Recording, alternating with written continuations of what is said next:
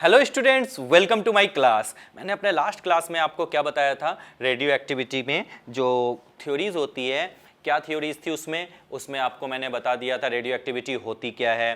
Then उस पर कुछ बेस्ड न्यूमेरिकल्स भी हमने किए थे, अल्फा बीटा गामा पार्टिकल्स की प्रॉपर्टीज बताई थी। देन जो कॉज ऑफ रेडियो एक्टिविटी, क्यों रेडियो एक्टिविटी होती है उसका ही बता दिया था। ग्रुप डिस्प्लेसमेंट लॉ बता दिया था, theory of radio active disintegration भी बता दिया था। आज मैं कुछ और चीजें बताने वाला हूं।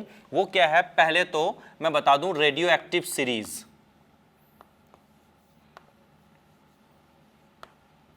रेडियो एक्टिव सीरीज, अगर किसी रेडियो एक्टिव सीरीज की मैं बात करूं तो देखो वो सीरीज क्या होती है, इस चीज को समझने वाली बात है। देखो रेडियो एक्टिव सीरीज को, जितने भी रेडियो एक्टिव एलिमेंट्स हैं उनको बेसिकली 4 कैटेगरी में डिवाइड किया गया है। फर्स्ट सीरीज होती है थोरियम सीरीज बच्चों, thorium series. Clear? Okay, thorium series इसको अपन बोलते हैं 4n सीरीज, याद रखना इस चीज को। ठीक है, अब इस सीरीज का जो फर्स्ट मेंबर होता है, याद रखना, इस सीरीज का जो फर्स्ट मेंबर होता है वो होता है थोरियम 9232, और जो लास्ट मेंबर होता है इस सीरीज का वो होता है पीबी लेड। याद रखना इस चीज को, लास्ट मेंबर होता है PB lead 82208।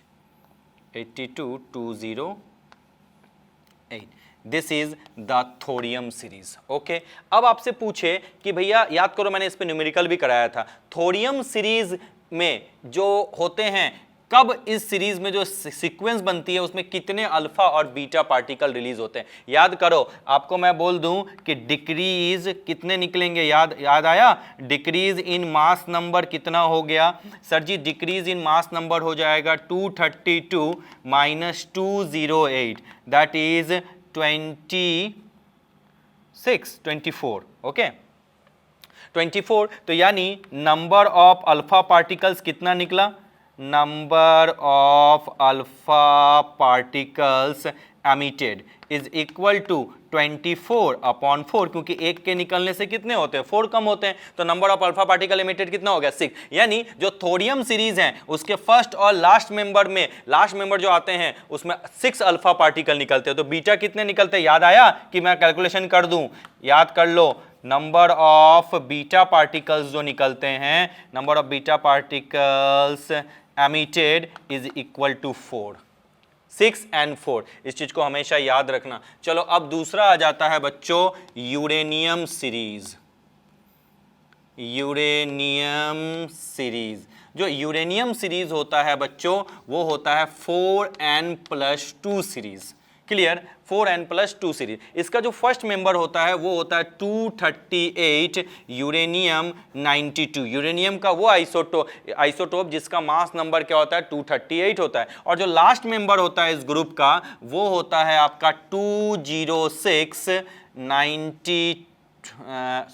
82 PB, that is the uranium series. अच्छा, अब अगर आपसे कोई पूछे कि यूरेनियम सीरीज में कितने अल्फा और कितने बीटा पार्टिकल निकलेंगे अगर लास्ट एलिमेंट पीबी हो, तो याद करो मैंने बताया था, जल्दी बता दो फिर से। Decrease in mass number, decrease in mass number क्या हो जाएगा? 238 माइनस 206, दैट इज 32। कोई प्रॉब्लम नहीं? बिल्कुल सही है, डिक्रीज इन मास नंबर 32। तो आप क्या लिखोगे? Number of alpha particles emitted, जो अल्फा पार्टिकल्स जो एमिटेड हुए वो क्या हो जाएगा? 32 divided by 4 is equal to 8। क्या कोई प्रॉब्लम वाली बात है? नहीं। अब अगर कोई पूछे कि नंबर ऑफ बीटा पार्टिकल्स कितना एमिट हुआ, जल्दी बता दो। याद करो, मैंने आपको बताया था नंबर ऑफ बीटा पार्टिकल कैसे निकल जाएंगे। सर इट्स सो सिंपल, कैसे होते हैं जल्दी बता दो। Z1 92 minus 2 into 8 plus number of beta particle को x मान लिया is equal to 82। 92 minus 16 minus 82 is equal to minus x. 92 minus 16 कितने हो जाएंगे जल्दी बता दो? 82 और 16 कितने होते हैं जल्दी बता दो? 98। यस 98, 6 to 8, 8 1 9 माइनस 92, तो कितना हो जाएगा जल्दी बता दो 6, यानी x इज इक्वल टू क्या हो जाएगा 6, यानी नंबर ऑफ बीटा पार्टिकल्स जो एमिटेड हो गया वो हो गया 6। तो यूरेनियम सीरीज में जो कंप्लीट डॉटर और फाइनल पेरेंट और डॉटर जो बनते हैं उसमें 8 अल्फा एंड 6 बीटा पार्टिकल का एमिशन होता है। क्या कोई प्रॉब्लम वाली बात है? ये बहुत इजी है, फिजिक्स में भी आप देखोगे। Second one is my friend actinium series. अगर कोई बात करे सेकेंड वन की तो हो जाएगा एक्टिनियम सीरीज। अगर एक्टिनियम सीरीज की बात करें तो इसका फर्स्ट मेंबर होता है 235 N2 यूरेनियम और लास्ट मेंबर होता है 20782 Pb। अब अगर पूछे कि और इस सीरीज का जो नेमिंग होता है ये 4n+3 सीरीज है बच्चों, ये ध्यान देना 4n+3। Is it visible? दिख रहा है आपको? ओके। अब अगर पूछे कि इसमें कितने अल्फा और बीटा पार्टिकल निकलते हैं तो सिंपल सी बात है, वही लॉजिक बार बार मैं बताता हूं। 235 माइनस 237 कितना हो जाएगा? 235 माइनस 237 जल्दी बता दो। 28। Yes. Number of alpha particles emitted कितने हो जाएंगे जल्दी बता दो?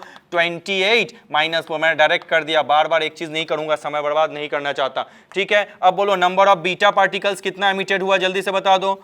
Number of beta particles emitted, yes, इसमें क्या हो जाएगा? 92, okay, minus 2 into 7 plus x is equal to 82। 92 minus 14 कितना होता है जल्दी बता दो? 78। 92 में से 12 गया तो कितने हो जाएंगे? 80। 80 में से और 2 चला गया तो 70 80 तो होंगे। क्या कोई प्रॉब्लम वाली बात है? अब 78 minus 82 is equal to minus x, यानी कितने हो जाएंगे? 4, यानी जो number of beta particles emitted वो कितने हो जाएंगे? 4। क्या कोई प्रॉब्लम वाली बात है? नहीं। उसके बाद ये तीनों सीरीज एग्जिस्ट करते हैं, नेचुरली एग्जिस्ट करते हैं, लेकिन एक और साइंटिस्ट ने बहुत डिस्कवरी की। काफी डिस्कवरी करने के बाद उन्होंने बोला एक और सीरीज होती है 4n सीरीज, लेकिन इसका नेचुरल एग्जिस्टेंस नहीं है क्योंकि इसके मोस्ट ऑफ जो मेंबर होते हैं उनका जो लाइफ होता है वो काफी शॉर्ट लिव्ड होते हैं, यानी ये नेचर में कंप्लीटली एग्जिस्ट नहीं करते। सिर्फ एक ही मेंबर इस सीरीज के एग्जिस्ट करते हैं, वो है बिस्मथ, जिसका एटॉमिक मास नंबर 209 और 83, ये ही एग्जिस्ट करते हैं, अदरवाइज कोई एग्जिस्ट नहीं करते। इसका फर्स्ट मेंबर जो होता है वो नेपच्यूनियम होता है, क्लियर? नेपच्यूनियम होता है और उसका जो एटॉमिक नंबर होता है 93 और मास नंबर अराउंड होता है 237, लेकिन सिर्फ यही नोन आपका न्यूक्लियस है इस सीरीज का, इसलिए इस सीरीज को नेचुरली हम नहीं पढ़ते। जनरली हमारा मेन 3 सीरीज इंपॉर्टेंट होता है, thorium, uranium and actinium series. क्या कोई प्रॉब्लम वाली बात है? हमने कंप्लीट सीरीज के बारे में आपको डेफिनेशन दे दिया। अब आपसे कहा जाता है कि सपोज करो, अब जो होता है रेट कैसे निकालते हैं समझो, rate of radio active disintegration.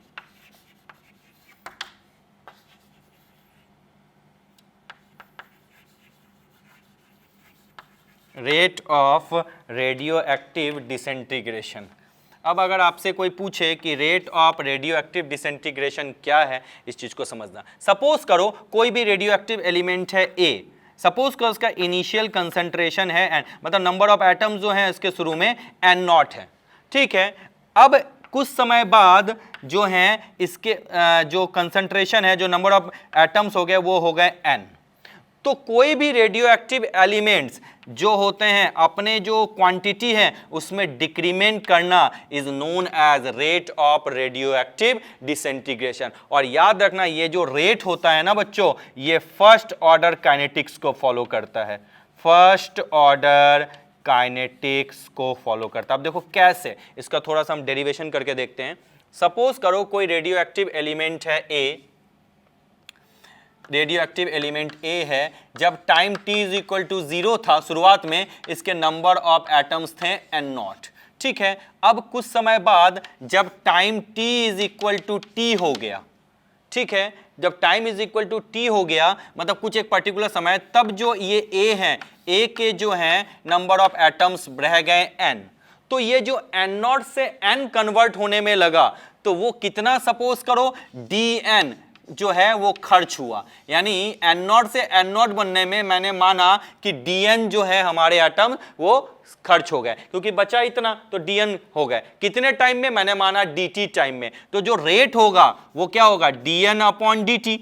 Rate क्या होता है? वेलोसिटी। रेट मतलब क्या? वेलोसिटी। वेलोसिटी इक्वल टू क्या होता है? Distance upon time. लेकिन यहाँ डिस्टेंस यहाँ पे कितने खर्च हुए? dn अपॉन dt खर्च हुए। यानी अगर तुम्हारे पास 100 रुपीज थे, आज तुम्हारे पास 25 बचे, तो बोलो कितने खर्च हुए? 75।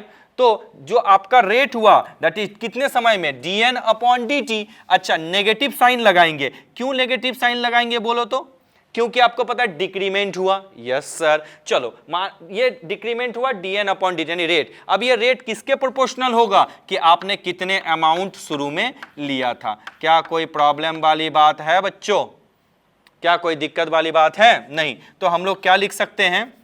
सॉरी, जो हमारे अमाउंट इसमें है, तो हम लोग क्या लिख सकते हैं? dn upon dt is equal to, क्या लिखेंगे? इसको हटा दूं, प्रोपोर्शनलिटी के साइन को देखो, लिखूंगा लेमडा n। लेमडा मतलब होता है रेट ऑफ डिके कांस्टेंट, इसी को बोलते हैं डिसइंटीग्रेशन कांस्टेंट। Disintegration constant. क्या कोई प्रॉब्लम वाली बात है? इसको आप लोग क्या बोलते हैं? Disintegration constant. अब ध्यान देना, मैं इधर आ रहा हूं बच्चों। नाउ अब मैं इसको ऐसा लिख सकता हूं, जल्दी बता दो। dn upon n is equal to lambda dt। चलो, dn upon n is equal to lambda dt on integrating. अगर मैं इंटीग्रेट करूं ऑन इंटीग्रेटिंग, चलो मैंने इंटीग्रेट कर लिया। इंटीग्रेट किया तो चलो बनाया dn अपॉन n, ये माइनस का साइन, लेमडा dt। क्या कोई प्रॉब्लम वाली बात है? dn अपॉन n का जो इंटीग्रेशन होगा, याद करो इंटीग्रेशन थोड़ा बहुत आप जानते हो, 1 अपॉन x का जो इंटीग्रेशन होता है वो क्या होता है? जल्दी बता दो। log x यानी ln x। तो इसको लिखूंगा minus ln n is equal to lambda t plus c. dt का इंटीग्रेशन क्या होता है? t। चलो अब c है, अब लिखो when, याद रखना समझो, when time t is equal to 0। जब टाइम, अब c कैसे ढूंढेंगे? अब time t is equal to 0 था तो n किसके बराबर है? जल्दी बता दो। n नॉट के बराबर है। n किसके बराबर था? n नॉट के बराबर। Time t is equal to 0 था, तो मैंने यहां पुट कर दिया। तो अब मैंने लिखा ln n not is equal to lambda into 0 plus C. तो भैया बताओ c इज इक्वल टू क्या आ गया? ln n not. ln का मतलब समझते हो ना? log जिसका बेस क्या हो? एक्सपोनेंट। चलो मैं थोड़ा इधर आ रहा हूं, समझ लेना बच्चों।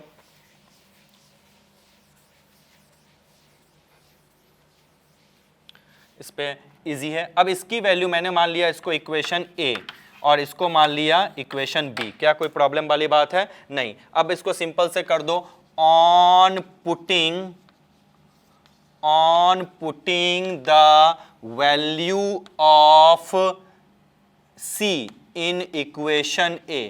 जो c की जो वैल्यू है हम उसे इक्वेशन a में पुट कर देते हैं। क्या कोई प्रॉब्लम वाली बात? नहीं सर। बहुत अच्छा। तो चलो क्या हो जाएगा? ln n is equal to lambda t plus ln n naught. यही तो होगा। कोई प्रॉब्लम वाली बात? एक और चीज, यहाँ पे मैं माइनस का साइन लगा देता हूँ, यहाँ पर भी माइनस का साइन और यहाँ पर, क्योंकि ये माइनस आगे था। कोई दिक्कत वाली बात नहीं है। तो ये माइनस का साइन यहाँ, ये ब्रैकेट क्लोज, यहाँ भी माइनस का साइन। ठीक है। अब मैं क्या करता हूँ समझना, ln n, ये इधर माइनस इधर जाके क्या हो जाएगा? Plus ln n not is equal to lambda t. कोई प्रॉब्लम नहीं। अब मैं क्या लिख सकता हूं? जल्दी बता दो। इसको मैं ऐसे लिख सकता हूं, ln n naught minus ln n is equal to lambda t. Yes sir, लिख सकते हैं। अब आपको पता है log a minus b is equal to log a upon b, n not upon n is equal to lambda T.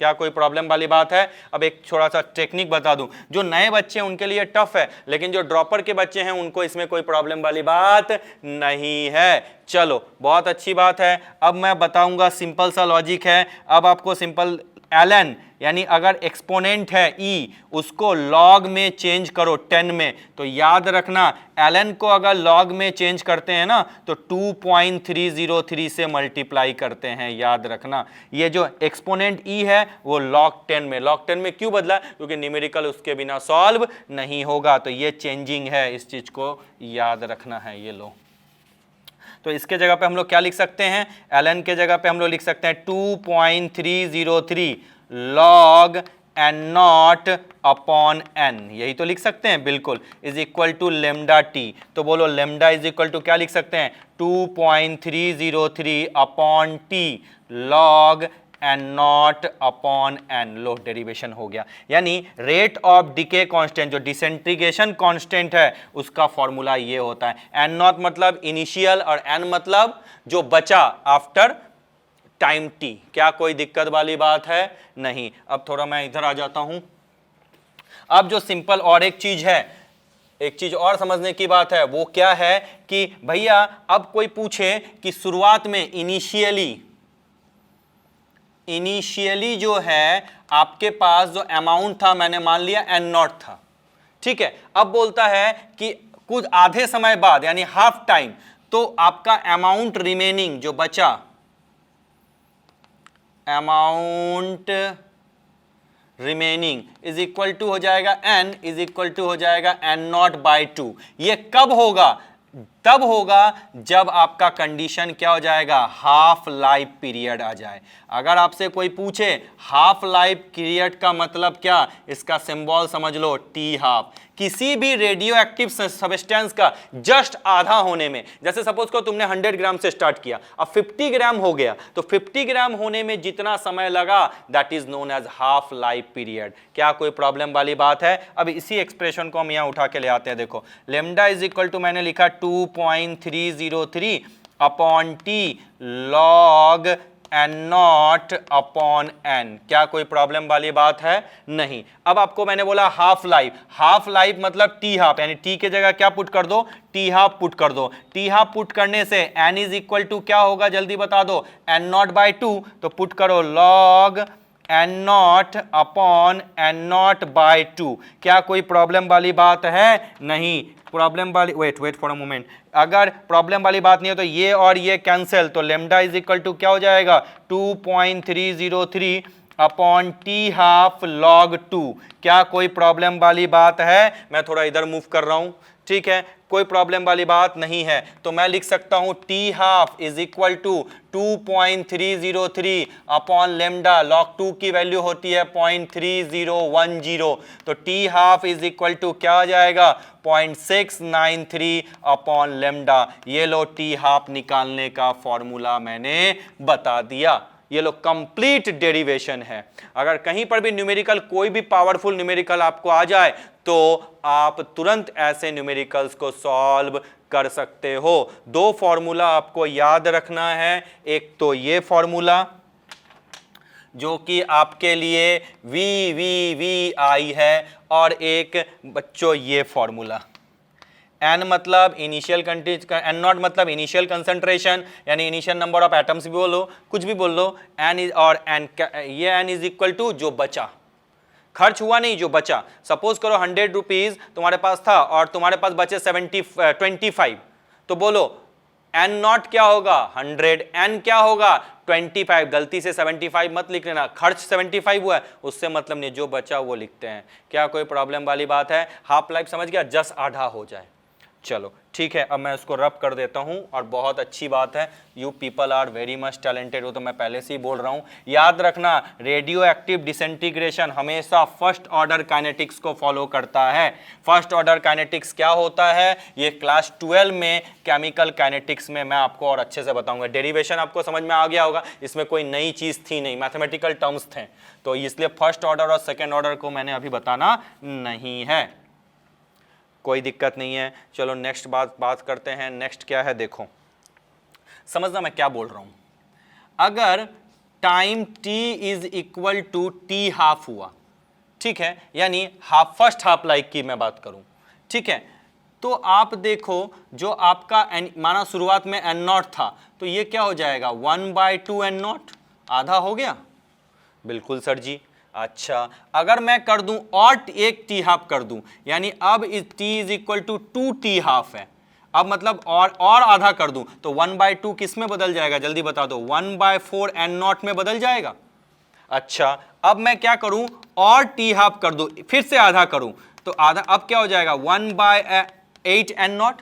अच्छा, मैंने क्या ऑब्जर्व किया, इनको अगर अरेंज करूं तो फर्स्ट हाफ लाइफ में 1/2 n9, सेकेंड हाफ में क्या मैं लिख सकता हूं 1/2 to the power n0, third half life में मैं क्या लिख सकता हूं 1 टू दी पावर 3 n0। अच्छा, फोर्थ हाफ लाइफ में मैं लिख सकता हूं 1 to the power 4 power n0, और n हाफ लाइफ में मैं लिख सकता हूं 1 to the power 1/2 to the power n n0। लो आ गया। तो पूछता है कि n हाफ लाइफ्स में कितने बचेंगे, ये n0, ये 1/2 n0 किसके बराबर है, n के बराबर है, कि हाफ लाइफ के बाद कितना बचा n0/2, सेकेंड हाफ लाइफ के बाद कितना बचा 1/4 n0, थर्ड हाफ लाइफ के बाद कितना बचा 1/8 n0। ये सारे किसकी वैल्यू हैं, n की वैल्यू है ना बच्चों, यस सर, ये भी किसकी वैल्यू है, n की वैल्यू है। तो बोलता है कि n हाफ लाइफ्स के बाद कितना बचेगा, देखो 1/2 to the power n n0। सो तो क्या लिखेंगे, अमाउंट ऑफ, इस पे न्यूमेरिकल आएगा, मैं भी करवाता हूं, amount of radio active substance, amount of radioactive substance left after n half lives, after n half life, n half lives के बाद कितना बचेगा, दैट इज द केस। तो क्या लिखोगे, n is equal to 1/2 to the power n n0। अगर ये याद रख लिए तो सारे न्यूमेरिकल बन जाने हैं। और इसी को हम लोग क्या लिख सकते हैं, n upon n0 is equal to 1/2 to the power n। क्या कोई प्रॉब्लम वाली बात है, नहीं। अब अगर आपसे कोई पूछे टोटल टाइम बताओ, तो टोटल टाइम बहुत आसान है। अगर कोई यहाँ पूछे कि बताओ इतना होने में टोटल टाइम कितना लगा, total time t is equal to n into t half, काम खत्म। ये वाला फॉर्मूला भी आप याद रखना। n मतलब नंबर ऑफ हाफ लाइव्स, याद रखना इस चीज को, नंबर ऑफ हाफ लाइव्स। लो, total time is t is equal to n multiply t half, इस चीज को समझ लेना, n multiply t half. Clear? चलो बच्चों, मैंने पूरी तरीके से सारा कुछ ड्राइव करके आपको बता दिया, और ये डेरिवेशन बहुत काम आएगा। एक एक चीज आपको अगर समझ में आ जाती है तो हम इजीली आगे बढ़ सकते हैं। चलो, अब मैं इसको रब करता हूं और हमारा जो टारगेट होता है न्यूमेरिकल सेक्शन, उसकी तरफ मैं बढ़ रहा हूं। क्लियर? कितने समय बचे हैं मुझे आप बता पाएंगे? समय है? Okay, now I am going to rub this part and will discuss the next segment. What is the next segment? Listen carefully.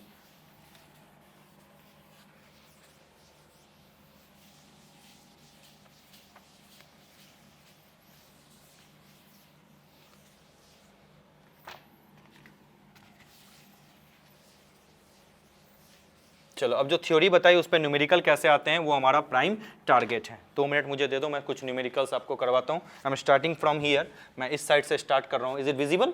Okay, that is question number 1. Okay, if in 2160 years a radioactive substance becomes 1/4 of the original amount,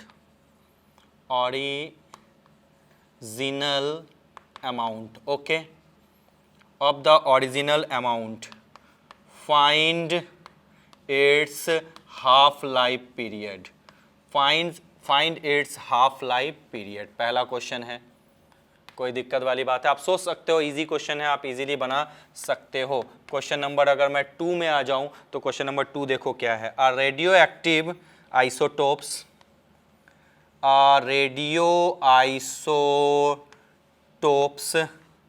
has T half is equal to 5 years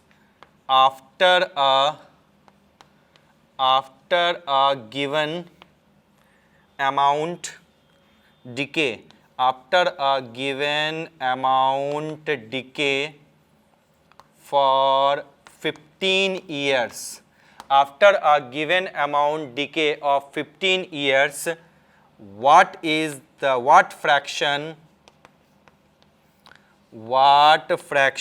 of the original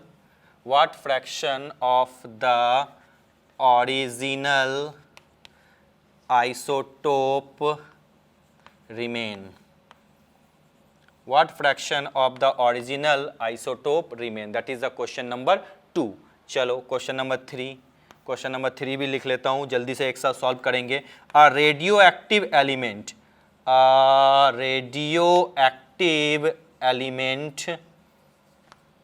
has wait for a moment, has half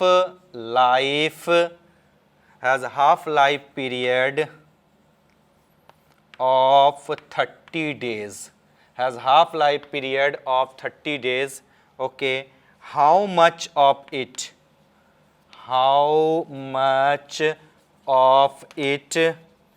will be after 90 days, will be after 90 days? Clear to you? Okay now चलो solve करूं बच्चों. Yes sir solve कर सकते हैं अपन. चलो क्या है question, चलो एक एक करके हम लोग धीरे धीरे सॉल्व करते हैं. क्वेश्चन नंबर 1 की अपन बात करें, क्या दिया? If in 3160 year a radioactive substance become 1/4 of the original amount. माना कि ओरिजिनल अमाउंट क्या था, लेट द ओरिजिनल, जो ओरिजिनल अमाउंट है वो आपका है, मान लिया मैंने n. ओके, तो बोलता है कि आफ्टर इतने जीरो के बाद इसका बचा, यानी सबस्टेंस बिकम रेडियोएक्टिव सब्सटेंस 1/4, तो n नॉट मान लिया, तो n इज इक्वल टू क्या हो जाएगा, n0/4. यही तो हो जाएगा बिल्कुल. तो बोलता है find the half life period. शुरुआत में कितनी थी n0 और बाद में कितनी हो गई n0/4. इसके लिए कितना टाइम लगा, यानी जो कैपिटल T है वो लग गया आपका 3160 ईयर्स. वाह जी वाह, यही तो लगा. चलो बहुत अच्छा. अब हमें पता है कि भैया n is equal to 1/2 to the power n n0. होता है क्या? बिल्कुल सर जी, बिल्कुल होता है. बहुत अच्छी बात है. n upon n0 is equal to 1/2 to the power n होता है क्या? बिल्कुल सर जी, बिल्कुल होता है. थोड़ा सा आप रुक जाएं बच्चों. यस, अगर होता है तो भैया n के जगह क्या पुट करोगे, जल्दी बता दो. n0/4. और n0 के जगह क्या पुट करोगे, n0 ही पुट करूंगा. और कहां से क्या पुट करना है सर जी? बहुत अच्छी बात है. ये और ये कैंसिल, क्या बचा 1/4 equal to 1/2 to the power n. कोई प्रॉब्लम? 1/4 को हम क्या लिख सकते हैं, 1/2 टू दी पावर 2 लिख सकते हैं, equal to 1/2 to the power n. क्या हम ऐसा कर सकते हैं क्या? बिल्कुल कर सकते हैं. बहुत अच्छी बात है. आपको पता है जब बेस सेम हो तो पावर भी सेम होते हैं. तो n मतलब 2 निकल गया. n मतलब क्या होता है, याद करो, number of half lives. Number of half lives कितने हैं, 2. अरे वाह, अब तो मैं इजी कर सकता हूं. रब कर दूं? आई होप आपने नोट डाउन कर लिया. चलो मैं यही रब करता हूं, उस साइड नहीं जाऊंगा क्योंकि क्वेश्चन इधर लिखे हैं. चलो अब आपको पता है total time t is equal to क्या होता है, n इंटू टी हाफ होता है. टोटल टाइम कितना है 3160. n कितना आया तुम्हारा 2 मल्टीप्लाई टी हाफ. वाह जी वाह सर, टी हाफ ही क्या है, half life. T160 divided by 2. लो आ गया, क्या हो जाएगा 1580 ईयर्स. लो आंसर आ गया. टफ है क्या? कुछ भी toughness, not so much tough. Question को अटैक करना आना चाहिए. थ्योरी पढ़ो क्वेश्चन बनाओ, थ्योरी पढ़ो क्वेश्चन बनाओ. जेई मेन, नीट, एम्स, कोई ऐसा एग्जाम नहीं है इंडिया में जो आपका क्लियर नहीं हो सकता. चलो अब इसको रब करता हूं जल्दी से, समय बर्बाद बिना किए, और अपन बढ़ जाते हैं क्वेश्चन नंबर 2 की तरफ. क्या है क्वेश्चन नंबर 2, थोड़ा समझाओ मुझे. A radioactive isotope has T half. अरे वाह, इस बार तो टी हाफ दिया हुआ है. चलो मैं लिख देता हूं, t half is equal to 5 years. After a given amount decay for 15 years. माना कि जो टाइम है वो 15 ईयर्स हो गया. तो बोलता है गिवन अमाउंट डिके हुआ, बोला what fraction of the original isotope remains, तो बोलता है कि अगर ओरिजिनल आइसोटोप N0 है तो बोलो N कितना होगा N0 का, कितना बचा, यही तो बात है। अच्छा जी, तो चलो क्या कर सकते हैं भैया इसमें, करे तो क्या करे, कुछ सोचो। टी हाफ और टी दिया हुआ, अच्छा सर जी, तो मैं क्या t is equal to n into t half कर सकता हूं क्या? बिल्कुल सर। t कितना है भैया 15, n इंटू टी हाफ कितना है 5, तो बताओ n इज इक्वल टू क्या होगा 15/5, यानी नंबर ऑफ हाफ लाइफ्स कितने हो गए 3। अरे वाह जी वाह सर। नाउ मतलब अब, now what can I do, n is equal to 1/2 to the power n N0, और हमें फ्रैक्शन ही तो निकालना है, n equal to 1/2 to the power 3 N0। 1/2 to the power 3 क्या होता है 1/8 N0, तो जो फ्रैक्शन बचा वो क्या था N0/8। लो कितना आसान है, इतना फास्ट आपका भी कैलकुलेशन होना चाहिए, डेटा बिल्कुल पावरफुल होना चाहिए, सवाल की धज्जियां उड़ा दो। क्वेश्चंस ऐसा कोई क्वेश्चन नहीं है जो आपसे नहीं बन सकता, जैसे मैं लिखता हूं बना डालता हूं, आप भी उसी तरह। कॉन्फिडेंस बच्चों इंसान के बॉडी लैंग्वेज में होती है, आपके शकल पे होनी चाहिए कॉन्फिडेंस। कहीं पैर थोड़े से डगमगाए तो समझ जाना क्वेश्चन नहीं बनेगा, क्योंकि अच्छा पता है पैर कब डगमगाते हैं, जब थ्योरी क्लियर नहीं होती। थ्योरी को ऐसा क्लियर करो कि न्यूमेरिकल तो उसके बाद ऐसे बनेंगे कि आप भी क्या सोचोगे। चलो जल्दी से नेक्स्ट क्वेश्चन पढ़ लो जल्दी से। Radio active element has half life period 30 days. अच्छा जी सर जी, इस क्वेश्चन में कहा है टी हाफ जो है वो है आपका 30 डेज, तो बोलता है how much of it will be after 90 days, बोलता है 90 डेज बाद जो होता है कितना रहेगा। चलो यानी t इज इक्वल टू आपका दिया हुआ है 90 डेज। चलो बहुत अच्छा, सबको पता है t इज इक्वल टू क्या होता है n इंटू टी हाफ होता है, बिल्कुल t कितना है 90, टी हाफ कितना है 30, इक्वल टू क्या n लिख सकता हूं, बिल्कुल अभी सेम क्वेश्चन है, n इज इक्वल टू आ गया 3। अब आपको पता है n इज इक्वल टू क्या होता है 1/2 to the power n into N0। चलो n is equal to 1/2 to the power 3 N0, बिल्कुल same question, n is equal to N0/8, जो कितना बचेगा 90 डेज बाद N0/8। N0 अगर दिया होता तो तुम इजीली सॉल्व कर लेते। क्या कोई दिक्कत वाली बात है? रब कर दूं? बहुत अच्छी बात है मैं इसको रब करता हूं और कुछ और क्वेश्चंस करेंगे बच्चों, जितने मैक्सिमम नंबर ऑफ क्वेश्चंस हम कर सकते हैं। मुझे जल्दी से 2-3 मिनट दे दो ताकि मैं क्वेश्चन नोट डाउन कर लूं। क्वेश्चन नंबर 4 क्या है, द हाफ लाइफ पीरियड, समझना, the half life period of 21484PO is 140 days. Clear to you? In how many days 1 gram, in how many days 1 gram of this isotopes, in how many days 1 gram of this isotopes is reduced to 0.25 ग्राम। बोलता है कितने days में 1 ग्राम 0.25 ग्राम में बदल जाएगा। जल्दी से बताओ, इस क्वेश्चन को आपको सॉल्व करना। क्वेश्चन नंबर 5 जल्दी से मैं लिख देता हूं, the half life period of 235U is 2.5 into 10 to the power 5 years।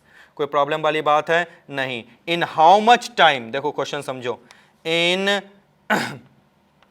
How much time is the quantity okay of an isotope reduced to 25% of the original amount। चलो ये question 2 हैं, एक और क्वेश्चन के लिए जगह हो सकती है, I hope so. Question number 6 भी हो जाएगी। चलो क्वेश्चन नंबर 6 लिख देता हूं मैं।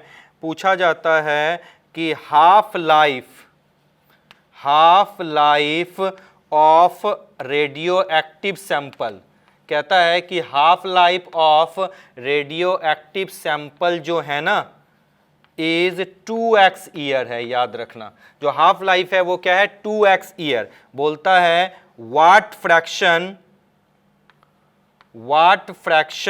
Of this sample, what fraction of this sample will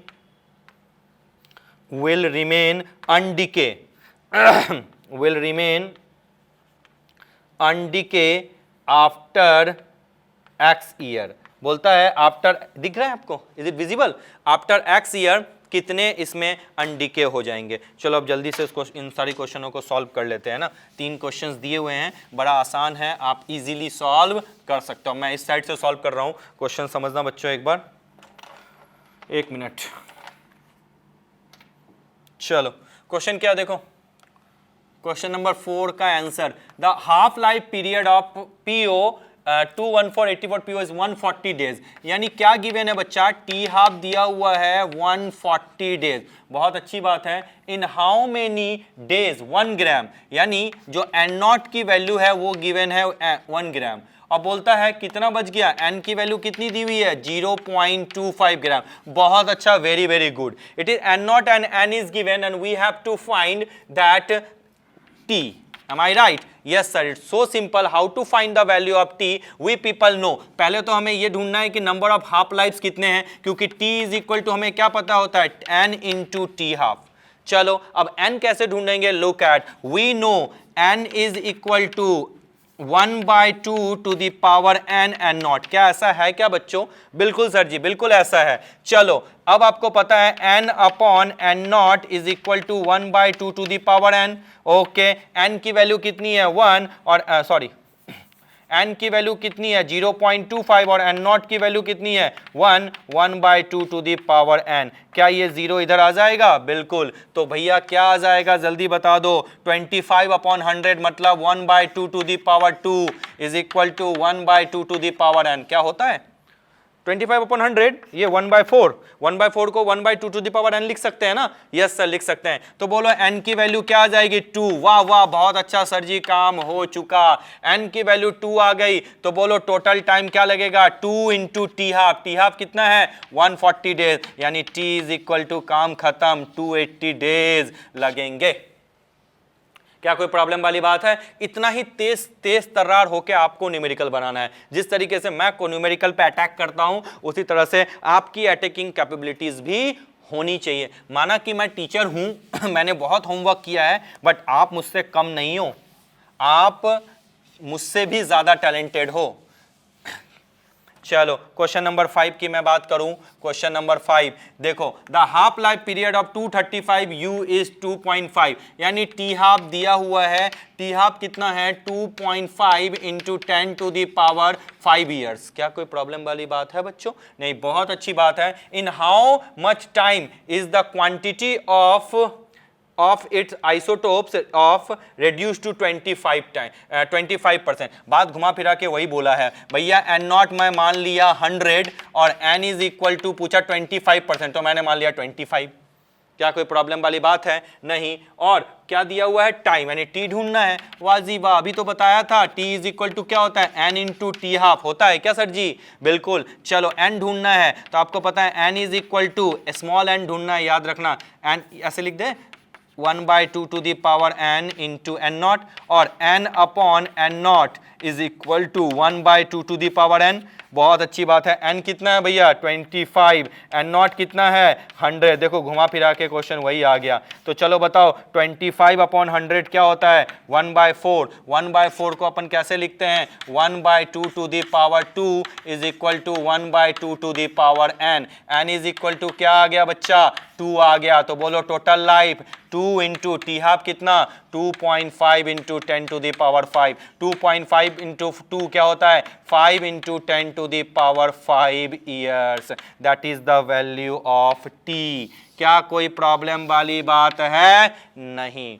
देखो कितना आसान है, it's so much simple, you can easily solve such kind of question. चलो क्या आपने इसको नोट डाउन कर लिया बच्चों? चलो अपन फाइनल क्वेश्चंस की तरफ बढ़ते हैं इस सेशन का, इस लेक्चर का। आई होप जो मैंने थ्योरी पढ़ाई वो आपके दिमाग में अच्छे से आ चुकी होगी, मैंने बल्कि नहीं किया। क्वेश्चन नंबर 6 का आंसर क्या देखो तो, the half life of a radio active sample is 2x year. अच्छा जी, टी हाफ दिया हुआ है 2, इसको मैं थोड़ा सा अलग मेथड से बनाता हूं। देखो, what fraction of this sample will remain after x year. अच्छा, यानी t इज इक्वल टू बोल दिया है भैया x ईयर, x ईयर के बाद पूछा है कि बोलो कितना बचेगा, यही तो बोला है, तो कर सकते हो क्या भैया? अच्छा चलो, क्या हमारा टी हाफ दिया हुआ है ना? अच्छा, टी हाफ 2x दिया हुआ है, तो हम लोग लिखते हैं t is equal to n into t half. बहुत अच्छा, t के जगह लिखो x, n के जगह पता ही नहीं है, टी हाफ के जगह क्या लिखो 2x, x और x कैंसिल, तो n 1/2 हो जाएगा, n इज इक्वल टू क्या आ जाएगा 1/2। क्या कोई प्रॉब्लम वाली बात है? नहीं। अब बोलता what fraction, n is equal to हमें पता है 1/2 to the power n and into n naught. Okay sir ji, n upon n naught, यही तो फ्रैक्शन आएगा, is equal to 1/2 to the power 1/2, 1/2 to the power 1/2। अच्छा एक चीज और मैं बता दूं, एक बार देख लो, the half life of a radio active sample is 2x year. चलो t is equal to what will be the fraction, t is equal to x year पूछा है, तो भैया x इंटू n, 2x ये कैंसिल हो गया, 2 into n, n is equal to 1/2। देखो अब इसको सॉल्व कर सकते हो, अगर आपको इसको सॉल्व कर लोगे you will get the answer. अच्छा, इसका एक और मेथड भी हम बना सकते हैं, हमें ये लगा के बनाना आता है, lambda is equal to 2.303 upon t log n not upon n। अच्छा, क्यों मैंने बोला? क्योंकि आपको पता है हाफ लाइफ 2x दिया हुआ है और लेमडा इज इक्वल टू हम लिख सकते हैं 0.693 अपॉन टी हाफ, याद करो रिलेशन, अपॉन 2.303, और यहां पे अपन लिख सकते हैं x log n not upon n। क्या लिख सकते हैं सर? देखो दूसरा मेथड हो गया। चलो टी हाफ इक्वल टू क्या है जल्दी बता दो, 0.693 upon 2x is equal to 2.303 upon x। कोई दिक्कत? log n not upon n। Okay sir ji, चलो ये x और ये x कैंसिल, क्या हो जाएगा 0.693 upon 2 into 2.303 is equal to log n not upon n। log का एंटी लॉग ले लो, फिर से आपका क्वेश्चन बन जाना है। क्या कोई दिक्कत वाली बात है? नहीं। तो कोई भी मेथड आप ले लो, क्वेश्चंस बनने में कुछ खास प्रॉब्लम नहीं होती। डिपेंड करता है कि भैया आपकी अप्रोच कैसी होती है, totally depends on your approach. एक बार मैं और डेटा देख लूँ, 1/2 n is equal to 1/2, 1/2 to the power 1 n upon n। Clear? I hope you can easily do. दो बच्चों, समय आ चुका है, time has come, time to say bye bye. आबाद रहो, खुश रहो। Thank you so much.